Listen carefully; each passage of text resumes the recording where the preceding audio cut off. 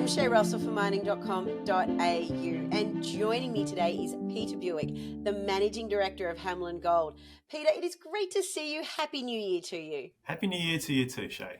Now, what a way to start the year for Hamelin Gold. Yesterday, the company put out a very impressive announcement about finding gold where they didn't think they were going to find gold. Can you sort of elaborate a little bit on what you've discovered over at the Jazz Prospect? Yeah, so the Jazz Prospect is a large area. It's an area that we've targeted as an extension to two known gold trends, the Afghan and the Sultan gold trends. And this is an area that's had no previous systematic exploration. And it's an area where we put to use the use of the CSIRO developed ultrafine soil analytical technique as a first pass target generation tool. That work was put out and announced in October, and we managed to get a rig up there late in the field season. And those results have just come through, which really were pretty fascinating to us. So we had an idea of where we thought we might see some mineralisation, where the ultrafines had identified a couple of targets. And there are a few other areas where some interesting responses had been identified. And one was within this Jazz granitoid, something we've just recently termed a granite body, which, not normally is well mineralised up in the Tanami. It's not where you traditionally find gold, but there was a really cool bismuth anomaly there. And our previous work, and something we've talked about in previous episodes, has been the association between gold and bismuth up here. So the fact we had no gold there, but we did have a bismuth anomaly, that led us to extend some drill lines across this target.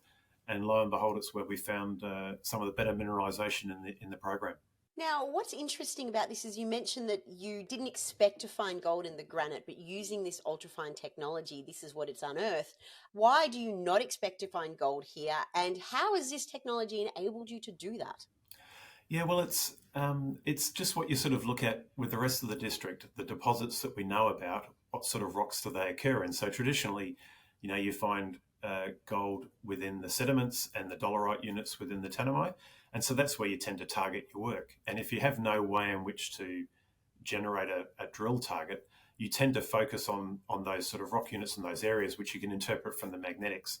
And the granites do have a very distinct geophysical signature, so you sort of know where they are. And traditional explorers, people who've been up here for decades, really have avoided the granites because there's been not a lot of good, well-known and well-mineralised granite-hosted deposits up in this part of the world.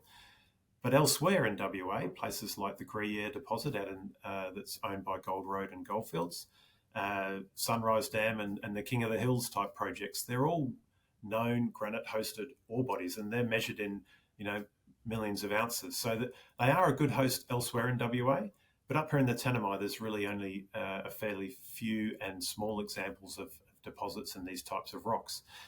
But when we do the geochemistry, we just cover the whole area. We just do a blanket survey. We pick a grid area, we survey and sample everything. And that does include covering over some of the granites. And this is where this really quite weird bismuth anomaly was generated.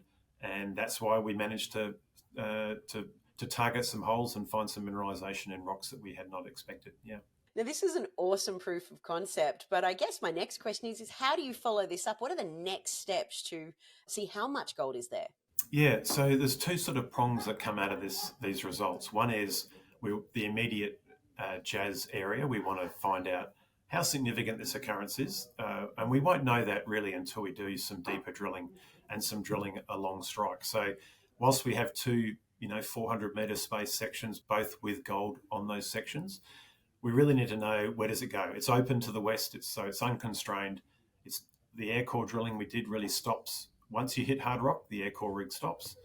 And where we're going to likely to find the better mineralisation here is within that hard rock environment. So we need to get the RC rig in and drill down to deeper depths and extend the drilling along strike. But Jazz is one of 10 areas where we did the ultrafine regional sampling program across our Tanami project. It is, just to remind viewers, it is a huge project area. It's 2,500 square kilometres. So these 9 other areas, we're currently reviewing the data from those areas, and these learnings will then feed into the evaluation of those. If we can see similar sort of areas of anomalism and maybe some interesting pathfinder elements, there'll be areas that we'll again extend drilling into and test in this field season. So it's as you said, proof of concept really gives us the confidence that we can then apply this technology and these learnings to other areas, as well as following up what we know at Jazz. Listen, Peter, this sounds like fantastic news. And as I said at the start of today's conversation, what a way to start this year. I look forward to see what else you unearth with this technology. Thank you so much for being here today. Great, Shae. Cheers.